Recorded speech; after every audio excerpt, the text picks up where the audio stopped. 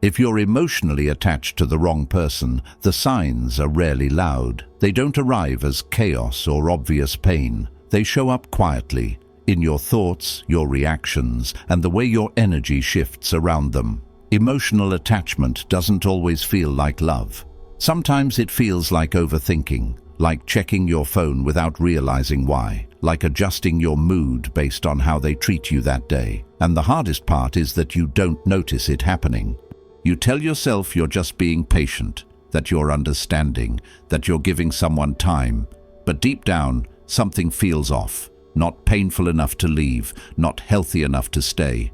This isn't about blame, it's about awareness. Because being attached to the wrong person doesn't drain you all at once. It happens slowly, in moments you normalize, excuses you make, and silence you learn to live with. Stay with me until the end. Because once you recognize these signs, you'll understand why it's been so hard to let go, and why your body noticed the truth long before your heart was ready to admit it. When attachment feels quiet but heavy, it usually starts in ways that don't seem serious. You think about them a little more than you should. You replay conversations, wondering if you said too much or not enough. Your mood shifts depending on how present or distant they feel that day. You don't call it attachment because that word feels too strong. You call it caring. You call it patience. You call it understanding someone who's just going through a lot. But slowly something changes inside you. You begin to shrink parts of yourself to keep the peace. You hesitate before expressing how you really feel. You start reading between their silences more than listening to your own needs. The weight shows up in your body first. Tightness in your chest when they don't reply. Relief when they finally do. An anxious calm that depends entirely on their behavior. And yet nothing is openly wrong. They haven't hurt you enough to justify leaving. They haven't shown up enough to make you feel secure, so you stay in the in-between. You become emotionally invested in someone who gives you just enough to hold on, but never enough to rest. Because it's subtle, you don't see it as unhealthy. You see it as loyalty. But loyalty that costs you peace is not love. And attachment that feels heavy, confusing, and one-sided is often your intuition trying to speak quietly. One of the quietest signs you're attached to the wrong person is how often you explain them to yourself. You become fluent in their excuses. You understand their silence before they ever explain it. You tell yourself they're not emotionally unavailable, just tired, just busy, just healing. And the more you explain them, the less you ask from them. You lower expectations so you don't feel disappointed. You silence your needs so you don't feel demanding. You adjust your emotional posture to fit whatever space they're willing to offer. Over time, waiting becomes your normal. You stop asking yourself how you feel. You focus on how they feel instead. You measure the connection by how little conflict there is, not by how safe you feel. That's when attachment replaces connection, because real connection doesn't require you to abandon yourself to keep it alive. Your body often knows before your heart admits it. Intuition rarely speaks in words. It speaks in sensations. That tight feeling when you see their name on your phone, not excitement, but tension. The way your shoulders relax when you're finally alone. The exhaustion you feel after interactions that weren't even difficult on the surface. Your body notices what your heart keeps forgiving. You may tell yourself you're overthinking, that you're too sensitive.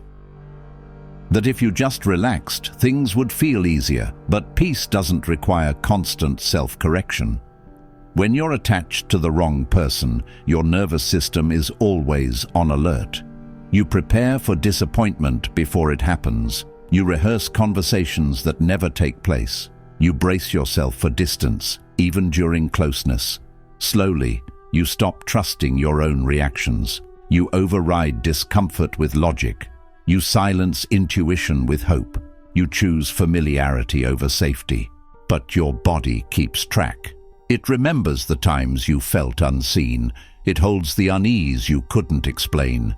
It reacts before your mind catches up. That's not weakness. That's wisdom trying to get your attention.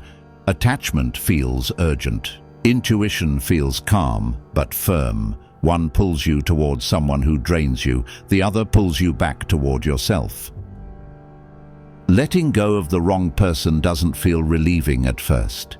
It feels like loss, not because the connection was healthy, but because it was familiar, because it carried hope, because you invested parts of yourself that mattered. You grieve what you believed it could become. You grieve the future you quietly imagined, the version of them you kept waiting for, the version of yourself that tried harder, loved deeper, stayed longer. This grief is confusing. Part of you knows leaving is right. Another part aches for what almost was. That's why attachment to the wrong person is so powerful. It's rooted in potential, not reality. When you walk away, your mind reminds you of the good moments, but it forgets the cost, the anxiety you normalized, the emotional effort you carried alone, the way you made yourself smaller to stay connected. Letting go doesn't mean the feelings weren't real. It means you're choosing truth over hope. Grief isn't a sign you made the wrong choice. It's a sign you cared deeply, even when it wasn't reciprocated in the way you needed. Freedom doesn't arrive loudly. It arrives quietly. You notice you're breathing deeper. Your thoughts no longer orbit around one person. Your emotions feel less dependent on someone else's availability. The absence that once scared you begins to feel spacious. You feel yourself returning, not the version of you who was waiting, hoping, adjusting, but the version who feels steady without explanation, calm without permission. You stop scanning for signals. You stop interpreting silence. You stop measuring your worth by someone else's consistency. And the most surprising part? You don't feel empty. You feel clear. Letting go of the wrong attachment doesn't mean you stop caring. It means you stop abandoning yourself. You begin to recognize what safe connection actually feels like. Mutual effort, emotional clarity, ease. And once you experience that, you can no longer mistake confusion for love. If this felt like your story, don't judge yourself. Honor how long you tried. Attachment kept you there. Intuition led you here. You didn't fail by staying too long. You grew by leaving when it mattered.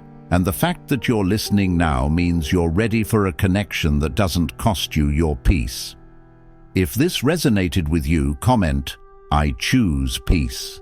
You were never too much. You were just attached to the wrong person, and now you're free. If this spoke to something inside you, don't rush past it. Honor how long you tried. Comment, "I choose peace," and let this be the moment you stop abandoning yourself. Today, you finally listened. If you're ready to choose peace, comment, "I choose myself." Like this video if you're done questioning your sensitivity. Subscribe if you want reminders that love should feel safe, steady, and whole, not something you recover from. You're not late. You're right on time.